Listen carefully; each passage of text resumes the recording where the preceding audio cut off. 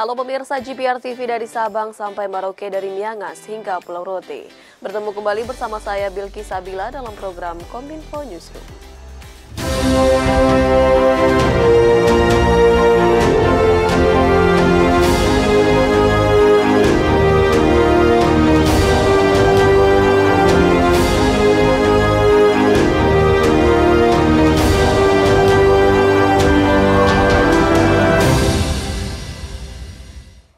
Inilah Kominfo Newsroom selengkapnya. Pemirsa, Ice Forum merupakan salah satu kesempatan bagi negara pulau dan kepulauan untuk mencari solusi bersama mengatasi perubahan iklim. Peneliti dari Universitas Padjadjaran mengatakan bahwa kehadiran Ice Forum dapat menjadi sangat penting karena negara pulau dan kepulauan saat ini tengah menghadapi perubahan iklim.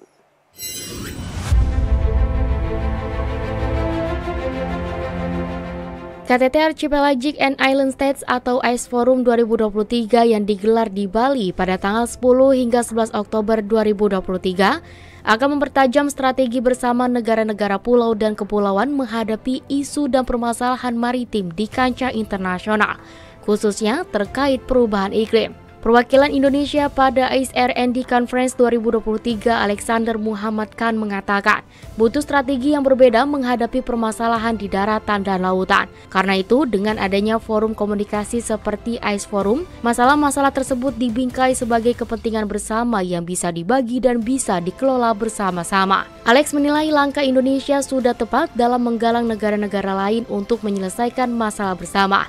Serta pemerintah Indonesia juga sudah memiliki kebijakan yang selaras dengan permasalahan yang dihadapi masyarakat pesisir dan kepulauan.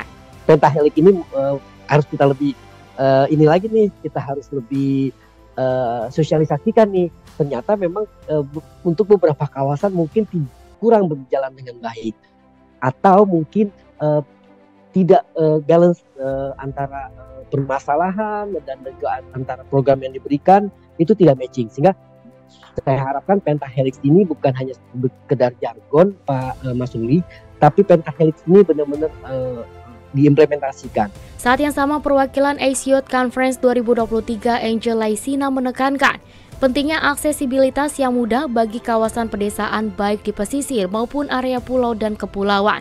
Dalam KTT Ice Forum 2023 nantinya, ia berharap semua perwakilan yang hadir bisa berbagi ilmu dan pengalaman dalam menghadapi serta mengatasi persoalan perubahan iklim yang semakin mengkhawatirkan. Jadi memang lagi dan lagi pembahasannya kepada Pentahelix seperti yang tadi Mas Alex jelaskan memang sangat diperlukan, dan seperti yang tadi aku bilang udah aku sampaikan juga kolaborasi. Pemirsa, pemerintah berencana akan membentuk Tourism Fund guna mendukung kegiatan pariwisata Indonesia. Hal tersebut ditegaskan Menteri Pariwisata dan Ekonomi Kreatif Sandiaga Uno usai mengikuti rapat terbatas dengan Presiden Joko Widodo di Istana Kepresidenan Jakarta.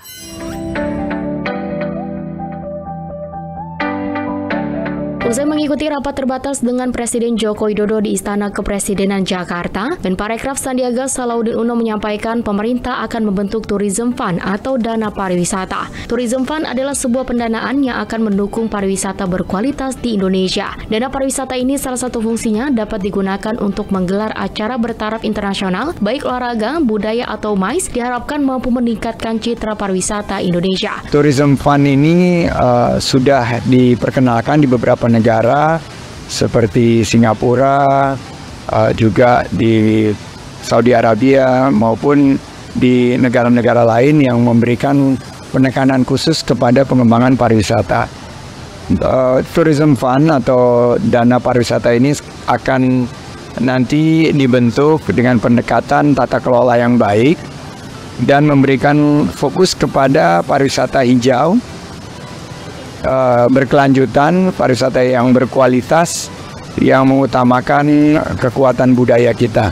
Terkait pendanaan, sumber pendanaan, Sandi menyebut bahwa pemerintah masih melakukan kajian apakah nantinya dana tersebut akan menggunakan dana abadi, devisa sektor pariwisata, ataupun sumber dana lainnya. Sumber pendanaan ini nanti akan ditelaah sehingga governance-nya terjaga, tapi tidak akan membebani juga APBN terlalu besar maupun tidak akan membebani juga wisatawan. Kita akan cari equilibrium di mana ini akan menjadi berkelanjutan, tidak memberatkan, tapi justru akan menambah kualitas dan aspek sustainability dari sektor pariwisata kita. Sandiaga Uno menambahkan Tourism Fund ini akan masuk dalam pembahasan revisi Undang-Undang Pariwisata yang sedang berproses di DPR RI. Jika masuk dalam revisi Undang-Undang Pariwisata, diharapkan tata kelola dan sumber daya yang terlibat bisa dilakukan dengan sistem good governance. Presiden Joko Widodo dalam pidatonya di program pendidikan singkat Angkatan 25 Lemhamnas menegaskan, kedaulatan digital Indonesia harus mampu mempertahankan produk lokal di pasar digital. Presiden menekankan potensi besar Indonesia naik tingkat dari negara konsumen menjadi negara produsen di pasar global.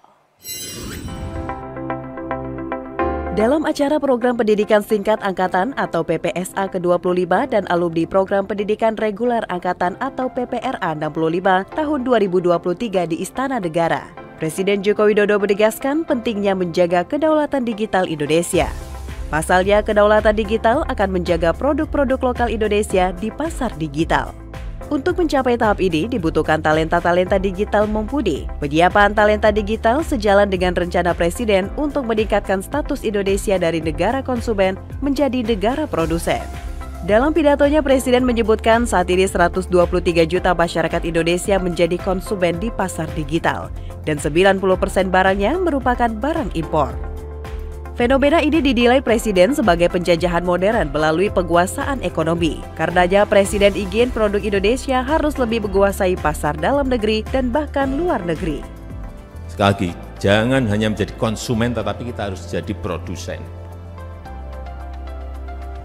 Artinya kalau kita punya aplikasi yang masuk ke sana produsen dari barang-barang yang kita produksi sendiri.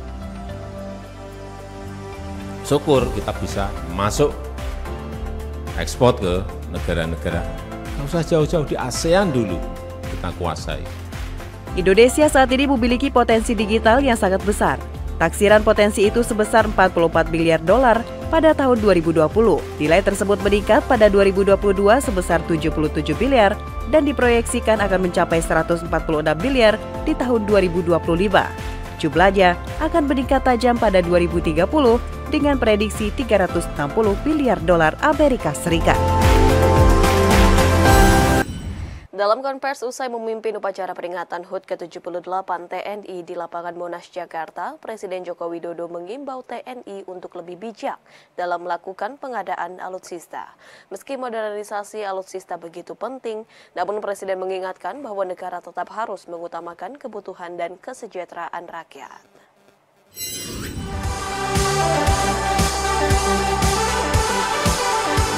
Presiden Joko Widodo dalam pidato peringatan HUT ke-78 TNI di Monas, Jakarta meminta agar pengadaan alutsista dapat dilakukan secara bijak dengan memperhitungkan dan memperhatikan kebutuhan dan kemampuan APBN. Meski modernisasi alutsista penting, Presiden menegaskan negara harus lebih mengutamakan kebutuhan kesejahteraan rakyat di mana anggaran yang dibutuhkan sangat besar, sehingga belanja alutsista harus memperhitungkan sasaran dan peruntukannya. Agar keduanya dapat berjalan dengan baik, Presiden menekankan perlunya transfer ilmu, peningkatan sumber daya manusia, dan penguatan produk dalam negeri. Belanja alutsista harus dilakukan dengan bijak, baik besarannya maupun peruntukannya.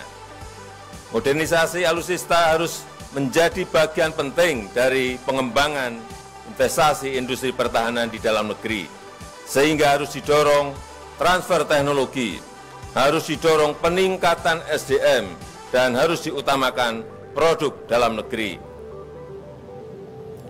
Terkait dengan ini, saya minta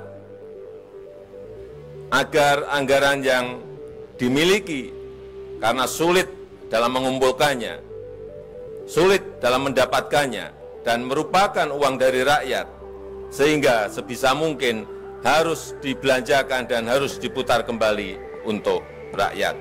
Menutup pidatonya, Presiden meminta TNI untuk terus menjaga kepercayaan masyarakat. Hasil survei per September 2023, tingkat kepercayaan masyarakat ke TNI mencapai 83 hingga 90%. TNI harus pandai menempatkan diri di tengah kondisi dunia yang berubah cepat dan memanas akibat geopolitik dunia. Pemirsa, usai jeda kami akan kembali dengan informasi lainnya. Tetaplah bersama kami dalam Kominfo Newsroom.